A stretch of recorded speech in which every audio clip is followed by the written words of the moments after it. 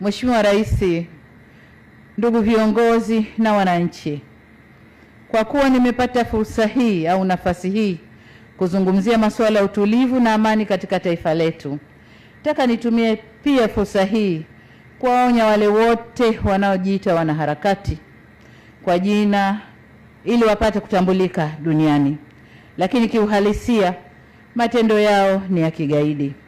Nataka niseme kidogo tafsiri ya ugaidi.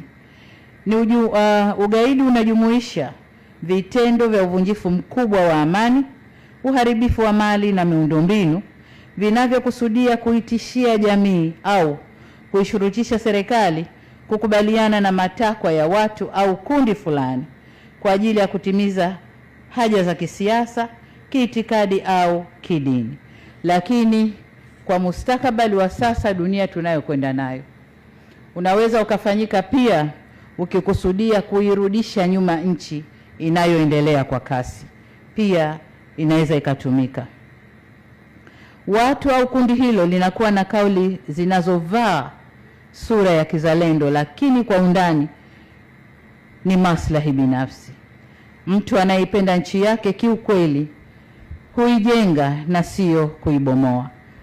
Pande huu tumeipenda nchi yetu, tumetofautiana, tumevumiliana, hatukufanya vurugu za kubomoa nchi yetu wala kuharibu au uvunjifu wa amani.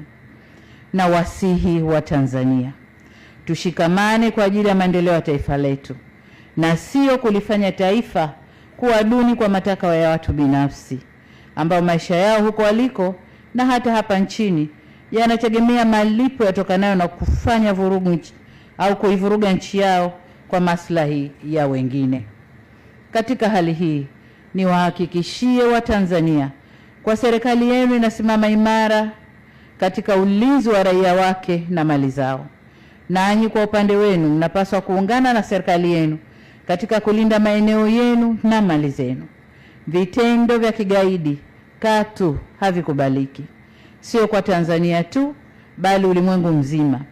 Hivyo basi niwaonye kwa mara nyingine wale wote wanaojishughulisha na vitendo hivyo kwamba taifa lolote duniani hutumia nguvu ya dola kuhami raia wake na kulinda heshima yake.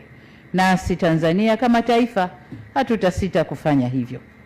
Mheshimiwa Rais, ndugu viongozi na wananchi wenzangu, napoelekea kumalizia hotuba yangu, nataka niwahakikishie kwamba serikali ya Jamhuri ya Muungano wa Tanzania itaendelea kuunga mkono juhudi zote zenye dhamira ya kulinda amani, kuendeleza umoja wa muungano wetu na kuimarisha ustawi wa wananchi wetu. Zanzibar ikiwa na amani, Tanzania inakuwa salama. Hapa naomba nisisitize na kusema amani ni mtaji, maridhiano ni daraja, na wananchi ndio sababu ya uongozi wetu.